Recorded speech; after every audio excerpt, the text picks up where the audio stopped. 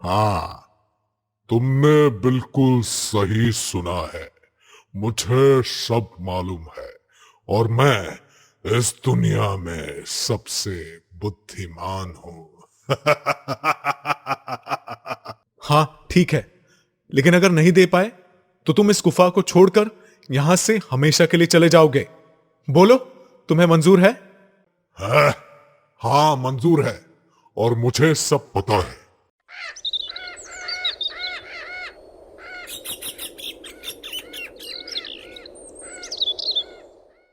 खुशीनगर, जैसा इसका नाम वैसे यहाँ के लोग, जो अपने इस छोटे से गांव में बहुत खुश रहते थे।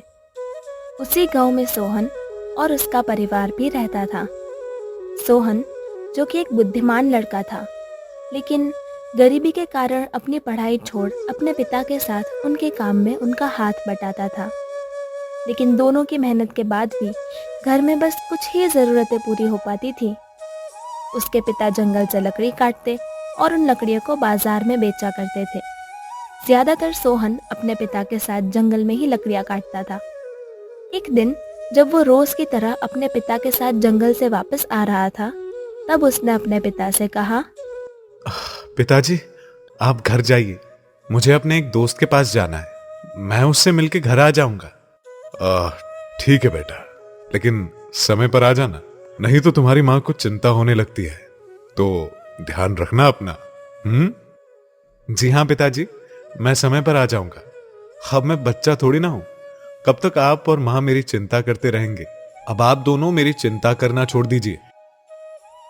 इतना कहते ही वो अपनी दोस्त राधा से मिलने उसके घर की तरफ चल देता है। जब वो राधा के घर के पास पहुंचता है, तो राधा वहीं अपने घर के बाहर टहल रही होती है।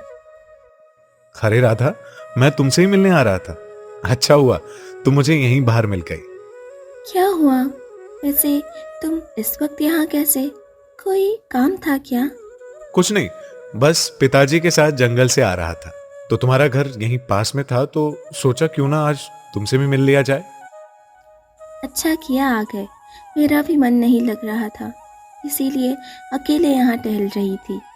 चलो अपनी वही पुरानी जगह पे जहाँ हम हमेशा जाया करते थे। उसके बाद वो दोनों वहीं गांव के पास ही एक जगह गए और वहां बैठ के बातें करने लगते हैं। और तभी उन्हें कुछ लोगों की बात करने की आवाज़ आती है, जो कि किसी डरावने जंगल और कुछ गुफा की बातें कर रहे थे। जब वो पास जाते हैं तो वो सुनते हैं, भाई उस मनहूस गुफा की बात मत करो। मेरा भाई रामू भी वहां गया था और आज तक कभी वापस नहीं आया है। हमने कितना ढूंढा उसे, लेकिन उस गुफा में जाने की किसी की हिम्मत नहीं हुई। हो ना हो मेरा भाई रामू उसी गुफा में फंस गया है। अरे भाई, मैंने तो सुना है कि वहां कोई खजाना है, लेकिन आज तक जो भी वहां उस खजाने को लेने गया है कभी वापस नहीं आ सका। तुम्हारा भाई भी वही खजाना लेने गया होगा। हाँ भाई, सुना तो मैंने भी है कि वहां कोई बुद्धिमान इंसान ही जा सकता है और वो खजाना हासिल कर सकता है। अगर कोई मूर्ख व्यक्ति वहां गया तो कभी वापस नहीं आएगा। सुखिया के भाई रामू को ही देख लो, बेचारा कितने सालों से घर नहीं आया। और वहां गुफा के पास तो एक बहुत डरावना जंगल भी है, जिसमें से न जाने कैसी कैसी अजीब अजीब आवाजें आती है। सोहन और राधा वहीं खड़े होकर बड़े ध्यान से इनकी बातें सुन रहे थे। ये सब सुनने के बाद सोहन को अपनी गरीबी याद आ गई और उसे उस गुफा में जाने का ख्याल आता है। सोहन को उस खजाने को पाने की उत्सुकता होने लगती है। अरे राधा, क्या बात है? हमारे गांव में कोई खजाना भी है और हमें पता भी नहीं। तो क्या करोगे जान के? सुना नहीं, वहाँ जो जाता है कभी वापस नहीं आता ना बाबा। इन चीजों से दूर रहना ही बेहतर होता है। मेरी दादी ने तो बहुत बार बताया है उसके बारे में। तो तुमने मुझे बताया क्यों नहीं? तो इसमें बताने जैसा क्या है? उस गुफा की बात सुन के ही मुझे डर लगने लगता है। अरे राधा, वहां खजाना है, हम अमीर हो सकते हैं, हमारे सारे सपने पूरे हो सकते हैं, और फिर मुझे और मेरे पिता को रोज लकड़ी काटने जंगल भी नहीं जाना पड़ेगा। और तुम भी विदेश जाकर पढ़ाई करना चाहती हो, वो भी कर सकती हो। नहीं नहीं, अगर हम भी रामू की तरह वहीं फंस गए तो? अरे सुना नहीं, कोई बुद्धिमान इंसान उस खजाने को हासिल कर सकता है। और ये बात तो तुम जानती ही हो कि हम दोनों का दिमाग कितना तेज है। हम दोनों मिलकर हर चीज का हल निकाल सकते हैं। सोहन, स्कूल की बात अलग है, यहाँ तो जान से खेलने वाली बात होगी। तुम्हें नहीं जाने का मन है तो मैं तो जाऊंगा ही। कब तक ऐसी जिंदगी जीऊंगा? तुम्हें चलना है तो चलो, नहीं तो मैं अकेला ही चला जाऊंगा। ठीक है, वैसे भी अगर हमने उस खजाने को हासिल कर लिया तो बहुत कुछ बदल सकते हैं। अच्छा ठीक है, फिर हम कल सुबह होते ही उस गुफा को ढूंढने जाएंगे। और अगले दिन जैसे ही सुबह हुई, वो दोनों खजाना हासिल करने की उम्मीद से उस गुफा की तरफ चल दिए। वो कुछ दूर चले ही थे कि उन दोनों को रास्ते में एक पंडित जी मिले और उन दोनों को उस तरफ जाता देख पंडित जी ने उनसे पूछा, अरे राम राम, आप दोनों इस तरफ कहाँ जा रहे हो? क्या आपको पता नहीं आगे कितना खतरनाक जंगल है? राम राम राम राम राम। हाँ पंडित जी, हम जानते हैं उस जंगल के बारे में, और हमें इस जंगल को पार करने के बाद ही वो गुफा मिलेगी जहां खजाना है। अरे तुम दोनों का दिमाग तो ठीक है ना? क्यों अपनी जिंदगी खतरे में डाल रहे हो? उस गुफा में एक खूंखार दानव भी रहता है। अगर तुम वहां चले गए तो कभी वापस नहीं आ पाओगे। सोहन, देखा, मैंने कहा था चलो वापस चले। अरे नहीं राधा, रुको पंडित जी, किसी ना किसी को तो इसे सुलझाना ही होगा ना, नहीं तो हमेशा कोई ना कोई मासूम इंसान उस दानव का शिकार बनता रहेगा। तो इसीलिए मैं वहां जाऊंगा।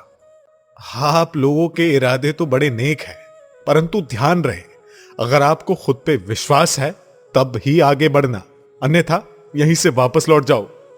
नहीं पंडित जी, हमें खुद पर पूरा भरोसा है, और आप देखना, हम उस खजाने को हासिल करके ही वापस आएंगे।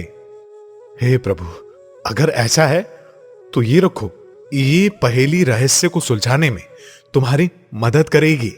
सोहन ने पंडित जी से वो सामान लिया, उनका धन्यवाद किया और अपनी मंजिल की तरफ आगे बढ़ गया। जब वे जंगल में पहुंचे तो अचानक मौसम बदल गया, अंधेरा हो गया और तूफान आने लगा।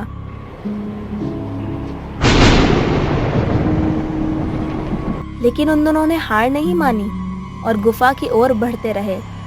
जैसे ही वे गुफा के पास पहुंचने ही वाले थे, तभी उन्हें एक आवाज सुनाई दी, सोहन, यहाँ आओ, मेरे पास आओ, मैं कब से तुम्हारा इंतजार कर रही हूँ, वापस आओ।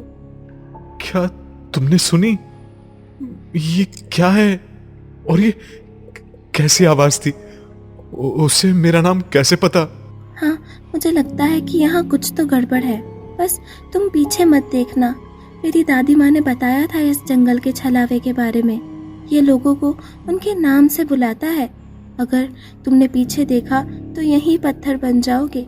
सीधा चलते रहो। मैंने तो पहले ही मना किया था, लेकिन तुम सुनते कहाँ हो। हे भगवान, बस आज बचा लो। डरो मत राधा, बस हमें थोड़ा सावधान रहना चाहिए। डरो मत। ये कहते ही वो लोग आगे की ओर बढ़ते रहे और थोड़ी देर चलने के बाद ही वो दोनों उस गुफा के सामने पहुंच गए। लगता है यही वो गुफा है जिसके बारे में लोग बातें कर रहे थे। हाँ, लगता तो यही है। इतना कहते ही वो दोनों गुफा की तरफ बढ़ चले। उन दोनों ने धीरे धीरे गुफा में प्रवेश किया। गुफा के अंदर अंधेरा था। तभी उनकी नजर वहां रखे एक बक्से पर गई।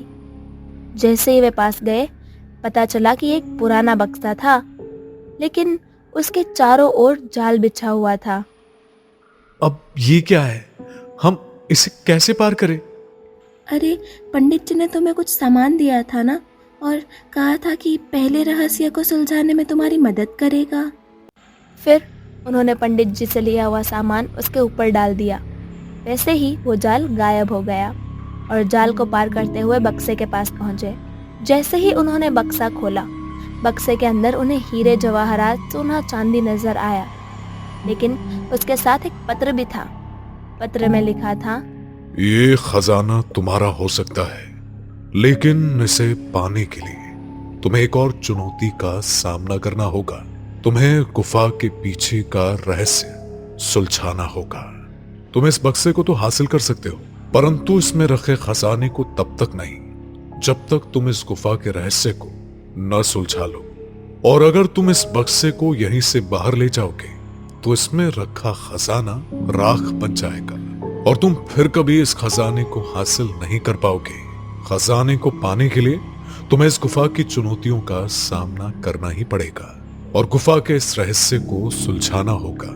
और अगर तुम इन सब के लिए तैयार हो तो यहां से आगे बढ़ो। सोहन, अगर हमें खजाना चाहिए तो हमें इस गुफा के रहस्य को हल करना ही होगा। हाँ बिल्कुल। सोहन, लेकिन मुझे यहाँ बहुत डर लग रहा है। अरे राधा, डरो मत, मैं तुम्हारे साथ हूं और जब तक मैं तुम्हारे साथ हूं तुम्हें कुछ नहीं होने दूंगा। उसके बाद वो दोनों गुफा के अंदर बढ़ चले। कुछ दूर आगे बढ़ने के बाद गुफा का रास्ता खत्म हो गया।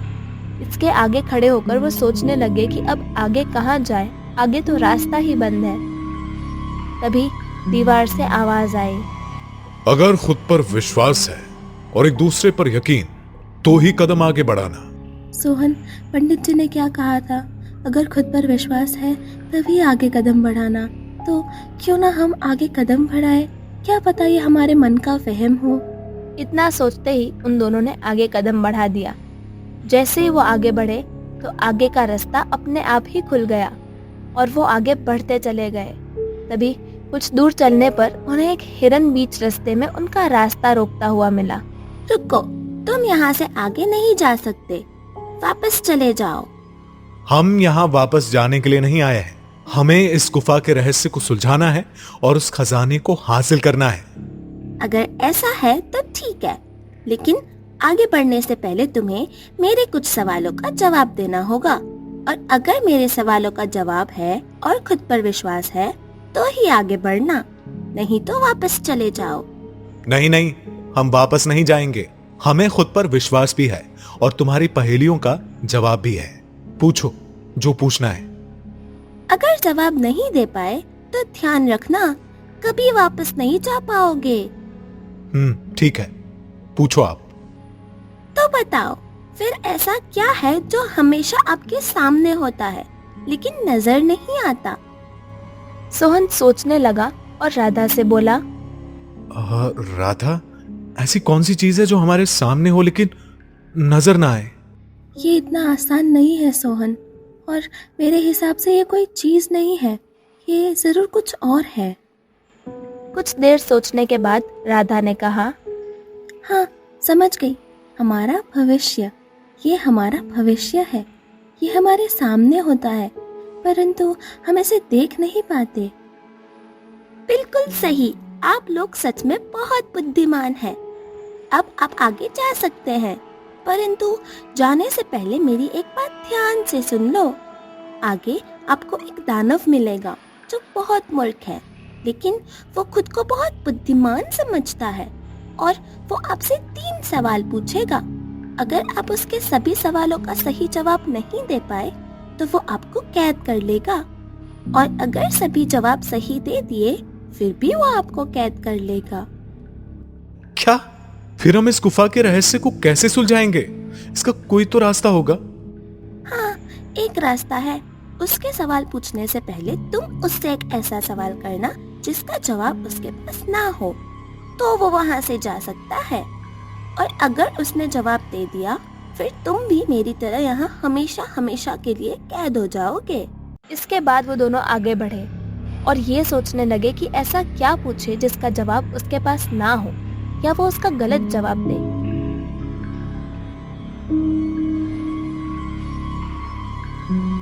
और थोड़ी देर में ही वो उस दानव के सामने आ गए। उस दानव को देखते ही सोहन ने कहा, ऐ दानव, मैंने सुना है कि तुम बहुत बुद्धिमान हो, तुम्हें सब पता है, तुम सब जानते हो। हाँ, तुमने बिल्कुल सही सुना है। मुझे सब मालूम है और मैं इस दुनिया में सबसे बुद्धिमान हूं।